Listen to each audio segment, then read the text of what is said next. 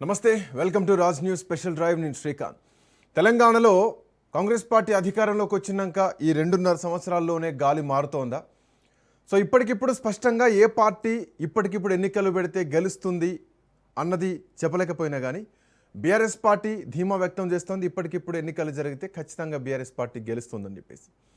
But 2.5 సంవత్సరాల్లో Congress party అధికారంలోకి వచ్చిన తర్వాత సంక్షేమ పథకాల విషయంలో కానీ, పరిపాలనా విషయంలో కానీ, ఉద్యోగాల విషయంలో కానీ, నోటిఫికేషన్ల విషయంలో కానీ, అట్ సేమ్ టైం ఇవ్వాల్సినటువంటి పెన్షన్ల విషయంలో కానీ, రైతు భరోసా విషయంలో కానీ చాలా విషయాల్లో కొంత తడబాట్లు పొరపాట్లు జరుగుతున్నా కానీ ఇవి ప్రతిపక్షానికి ఆయుధంగా మారినటువంటి సందర్భాలు, లగచర్ల ఘటన మొదలు సో ఈ రోజు వరకు ప్రతి ఒక్క ఇన్సిడెంట్ కూడా ప్రతిపక్షానికి బలంగా మారింది. సో ఇట్లాంటి నేపథ్యంలో తెలంగాణలో గాలి మారిందా? ప్రజల ఒపీనియన్, ఆలోచన విధానం మారుతోందా? అదే జరిగితే కనుక BRS party పుంజుకున్నట్టు కనిపిస్తోందా? Bharatiya Janata party ఇక తన ఆలోచన విధానాన్ని మార్చుకుందా?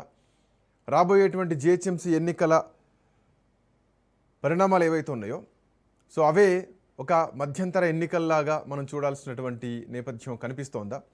సో ఒక ట్రైలర్ లాగా మనం భావించాల్సినటువంటి పరిస్థితికి వచ్చేసిందా? ఇవే కనిపిస్తుంది.